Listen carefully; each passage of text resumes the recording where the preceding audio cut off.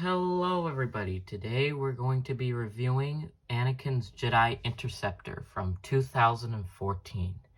Now this set was the first Star Wars set I ever owned, and it was the one that sparked my passion to collect even more Star Wars sets in the future, so this holds a place very dearly in my heart. So without further ado, let's get into the minifigures. Now, this set comes with two minifigures, R2-D2 and Anakin Skywalker.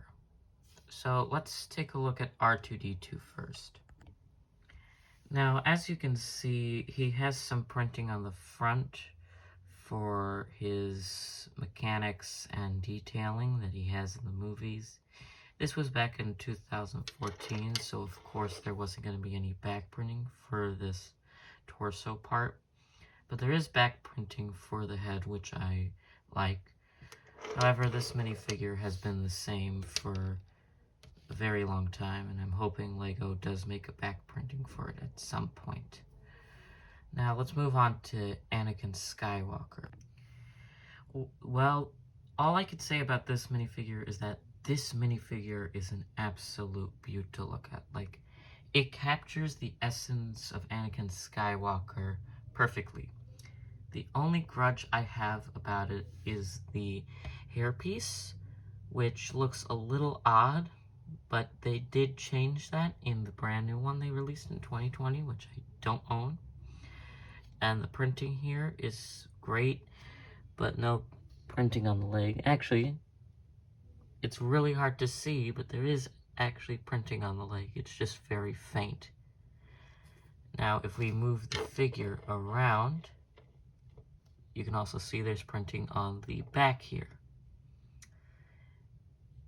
But there's no back leg printing or arm printing, unfortunately. However, this figure does have a dual-sided face. Allow me to show you.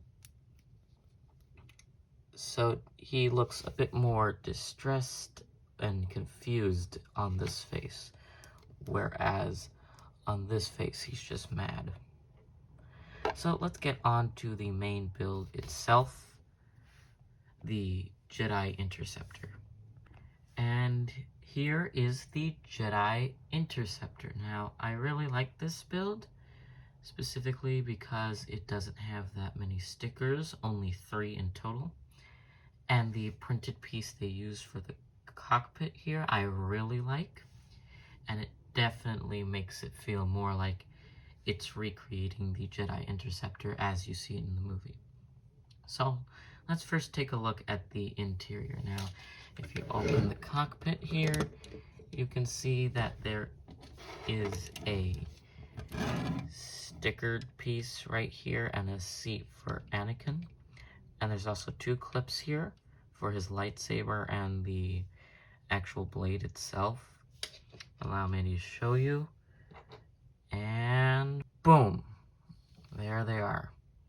This is actually pretty perfect, because usually LEGO doesn't have a space for the lightsaber, so you just kind of gotta leave it loose in the cockpit. But honestly, this was a nice workaround, and I really appreciate it. And you can also put Anakin Skywalker in there, but we'll do that a little later. Now, let's close the cockpit and look at the wings. Now, on this wing, it's pretty standard. There's not a hole for R2-D2. You can lift these flaps to put it in flight mode, and it looks really cool when you do that. Then there's also a little blaster down here. And if we move to the back, you can see the thrusters and the spring-loaded missiles, which came in green. And these are the only green spring-loaded missiles I have. So yeah, I don't want to fire them.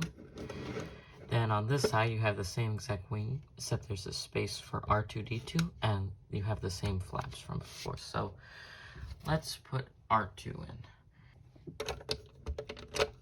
And there he is. He fits snugly into the area for him, although he is a bit loose, which I don't like, because he could fall out at any time, because he's only sitting on this plate right here, if you can't see very well. But it was good for the time. It was a place to put R2. And then there's a blaster on this side as well.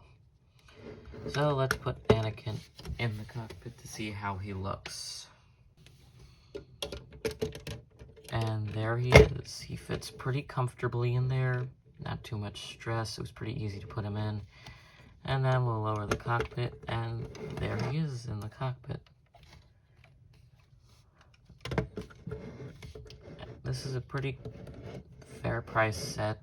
I remember this going at maybe 20 bucks, 30 bucks, which is much better than what Lego's prices are today. So here are my final thoughts on this set. It's a pretty good first set, in my opinion. It's a nice ship to have in your collection, and you're not going to find many of these today. It's rarely remade, so it's a good set to have in your collection. I give this set a 9 out of 10. Good build, great minifigures, and overall pleasant experience. Well, that does it for this review. I hope you enjoyed this video. Make sure to like, comment, and subscribe to see more review videos and other LEGO related videos on my channel.